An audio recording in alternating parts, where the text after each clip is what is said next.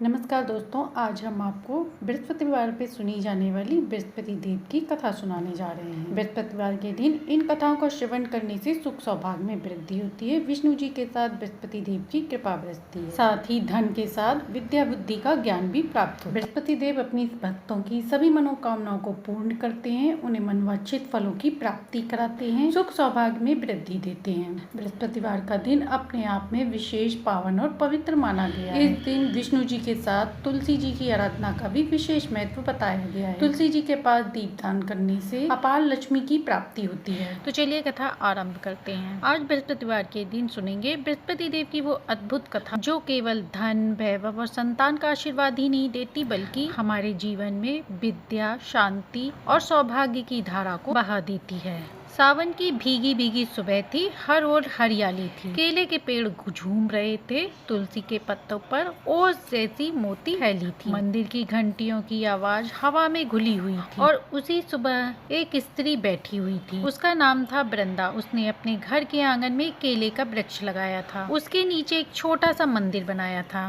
और वह हर गुरुवार को केले के वृक्ष की बृहस्पतिवार के दिन पूजा आराधना करती थी। उसका विवाह एक साधारण घर में हुआ था, परंतु वह परिवार बहुत ही सांसारिक था। उसका पति भी बहुत संतोषी और मेहनती था, परंतु बस एक ही बात वृंदा को खलती थी कि उसके घर में लक्ष्मी जी का वास बिल्कुल भी नहीं था। उसका पति जितना भी कमाता था, किसी न किसी कारण से उसके घर में धन टिकता ही नहीं था। कभी हारी, बीमारी, उधार, इन्हीं सब में पैसा व्यय हो जाता था। एक दिन की बात है, सावन का गुरुवार चल रहा था। एक दिन वृंदा को सपने में एक पुरुष पीताम्बर धारण किए उसे दर्शन दिए। उनके चेहरे पर एक दिव्यता थी और हाथ में एक कमल का पुष्प था। उन्होंने वृंदा को देखा और उससे कहा, बेटी, तुम मुझे नहीं जानती, मैं बृहस्पति हूँ। तू हर गुरुवार बृहस्पतिवार का व्रत पूजन करती है। तेरे घर में कोई संतान नहीं है। तेरे घर में धन, वैभव, सुख, शांति भी नहीं है, क्योंकि तेरी पूजा में विधि विधान नहीं है। अब मैं जो विधि बताता हूँ उसे ध्यान पूर्वक सुनो।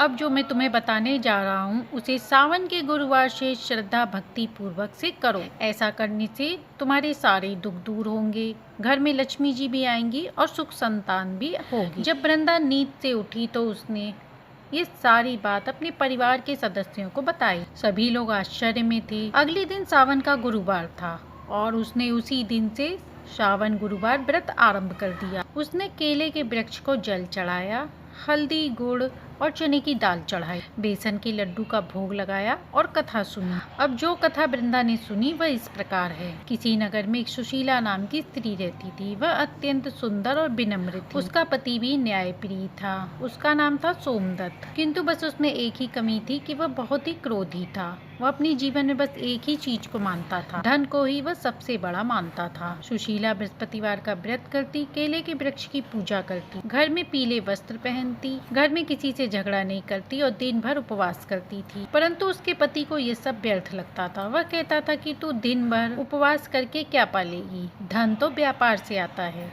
व्रत से नहीं।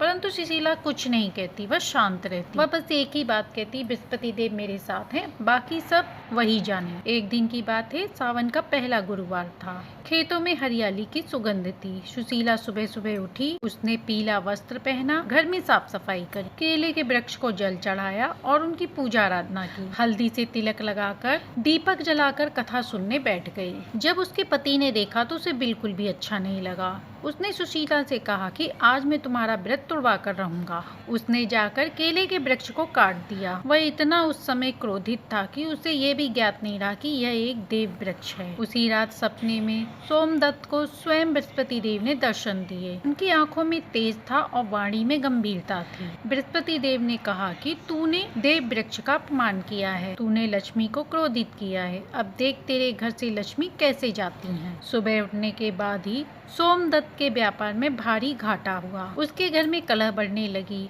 और वह इन सब से ऊबकर एक दिन नगर को छोड़कर चला गया। परंतु सुशीला ने हार नहीं मानी। वह फिर भी हर गुरुवार का व्रत पूजन वैसे ही करती रही जैसे पहले करती थी। नया केले का वृक्ष लगाया और उस वृक्ष के पास पूजा करने लगी और भगवान से बस यही कहती, हे देव, मेरा प्रेम सच्चा है और मुझे आपकी कृपा चाहिए। और तभी एक दिन सावन के गुरुवार को ही एक संत उसके द्वार पर आए। उन्होंने कहा, बेटी, तेरा प्रेम बृहस्पति देव ने स्वीकार किया है और आज से तेरे जीवन में हरियाली ही हरियाली होगी। उसी दिन समाचार आया, सोमदत्त को भी ज्ञान हो गया था और वह वापस आ रहा है। कुछ ही समय में घर में केवल सुख नहीं आया बल्कि वह धन धान्य से भर गया। और ये दिन सावन मास के गुरुवार की आखिरी शाम, मंदिर की घंटियां मंद स्वर में बज रही थी। आकाश भी धीरे धीरे केसरिया रंग में रंग रहा था। सुशीला आंगन में दीप जलाकर बृहस्पति देव के आगे बैठी थी। उसके मन में संतोष था और चेहरे पर एक शांति थी। इतने वर्ष की प्रतीक्षा के बाद उसे प्रतीत हो रहा था जीवन में कुछ नया, कुछ अच्छा और एक नई सुबह आने वाली है। उसी क्षण उसे दूर से एक बैलगाड़ी के पहियों की ध्वनि सुनाई दी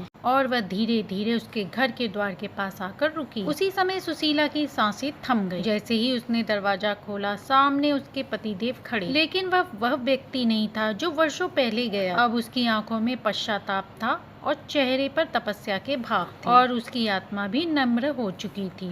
सोमदत्त ने अंदर आकर सुशीला के चरणों में अपना सिर रख दिया और कहा, मैंने बहुत बड़ा अपराध किया था। मैंने तुम्हारे प्रेम का और उस देव वृक्ष का अनादर किया। तुमने जो किया वही मेरा उद्धार बना। तुम मुझे क्षमा करो। सुशीला ये सब देखकर उसकी आंखों में आंसू आ गए, लेकिन वह आंसू दुखी के नहीं थे बल्कि खुशी के थे। वो साक्षी थे स्त्री की श्रद्धा और धैर्य के साहस। उसने अपने पति को उठाया और कहा, जिस घर में बृहस्पति देव की पूजा आराधना होती है वहाँ क्षमा और प्रेम सदैव निवास करते हैं। इसके बाद सुशीला का जीवन धीरे धीरे बदलने लगा। सोमदत्त ने अपने पुराने काम पर लौटने की बजाय गरीबों की सेवा करनी शुरू कर दी। सुशीला भी हर बृहस्पतिवार को स्त्रियों को बुलाकर बृहस्पति देव की कथा सुनाती, उन्हें पीली चुनरी बांधती और कहती, धन आएगा और चला जाएगा, लेकिन सच्चा पुण्य वही है जो तुम्हारे प्रेम, विश्वास और सेवा से जन्म लेता है। अब सावन की अगली कथा से जुड़ी है जो शिव माता पार्वती के आशीर्वाद की है। किसी नगर में एक गौरी नाम की छोटी सी लड़की रहा करती थी। उसकी माँ उसे झूले में बैठाकर गीत सुनाया करती। धीरे धीरे वह बड़ी होने लगी। गौरी बहुत सुंदर थी परंतु उसका विवाह नहीं हो पा रहा था। बहुत रिश्ते आते और लौट जाते। उसकी माँ बहुत परेशान हो गई। तब उसने सुशीला से कहा तो सुशीला ने कहा कि गौरी को बृहस्पति देव का व्रत करने दो। केले के वृक्ष के नीचे बैठकर बृहस्पति देव का ध्यान करते हुए शिव माता पार्वती का भी ध्यान करें। ऐसा करने से देखना उसे शिव जैसा वर मिलेगा। गौरी ने माँ के कहने पर व्रत आरंभ किया। वह हर गुरुवार पीले वस्त्र पहनकर मंदिर जाती, केले के वृक्ष की पूजा करती, तुलसी के पास दीप जलाती और शिव पार्वती जी को पीला चंदन लगाती। उसका स्वर बहुत मीठा था। कथा कहते हुए उसकी आंखें भी कहने लगती थीं। सावन के अंतिम गुरुवार को गांव में एक यज्ञ हुआ। उसी यज्ञ में एक नव युवक आया। वह बहुत ही बुद्धिमान और शिव भक्त था। वह गौरी को देखकर उस पर मोहित हो गया, लेकिन उसने सबसे पहले सुशीला से आशीर्वाद लिया। सुशीला ने देखा तो मुस्कुराकर कहा कि बृहस्पति देव की कृपा से जो जोड़ी बनी है उसे कोई नहीं तोड़ सकता। कुछ ही दिनों बाद गौरी का विवाह उसी युवक से हुआ। विवाह के दिन बारिश की फुहारें, हरियाली से ढकी हुई खेत और केले के वृक्षों से छनकर आती सूर्य की किरणें मानो जैसे स्वयं देवताओं का आशीर्वाद बन गई थी। विवाह मंडप पे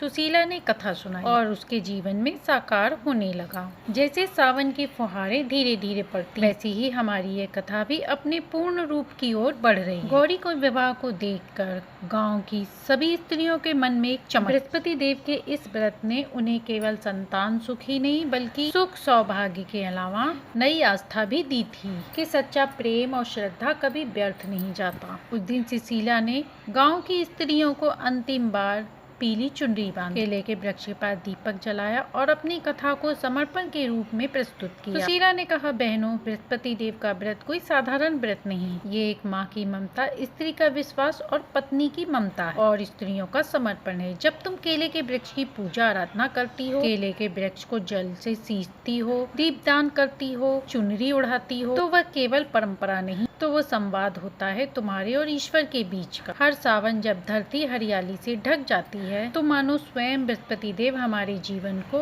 नई उमंग देने आते हैं। इसीलिए हर गुरुवार को मन से, प्रेम से, शुद्धता से बृहस्पति देव की पूजा आराधना करो। तब तुम्हारे घर लक्ष्मी जी के साथ ज्ञान आएंगे, साथ ही शांति और धैर्य भी आएंगे। सुशीला के ऐसे वचन सुनकर गाँव की हर स्त्रियाँ यही सोच रही थी कि वह केवल कथा नहीं सुनाती बल्कि जीवन का आधार देती है। और तभी आसमान से हल्की सी फुहार गिरने लगी, मानो जैसे स्वयं बृहस्पति देव अपनी कृपा बरसा रहे हों। इस प्रकार बृहस्पति देव की श्रद्धा, भक्ति, भावना से परिपूर्ण संपूर्ण बृहस्पति देव की नई कथा। सावन मास की हरियाली और शिव माता पार्वती जी की छाया, प्रत्येक नारी का प्रेममय समर्पण इस मास में परिपूर्ण रूप से समाहित है। अब जब भी गुरुवार आए तो श्रद्धा भक्ति भाव से इस कथा का श्रवण करें और मन ही मन कहना, हे बृहस्पति देव मेरे घर प्रेम रहे, श्रद्धा रहे और आपका संपूर्ण परिवार पर संपूर्ण आशीर्वाद बना रहे। और इसी भाव के साथ ये कथा यहीं संपन्न होती है। ऐसी ही अमृतमयी कथा का श्रवण करने के लिए हमारे चैनल को सब्सक्राइब करें।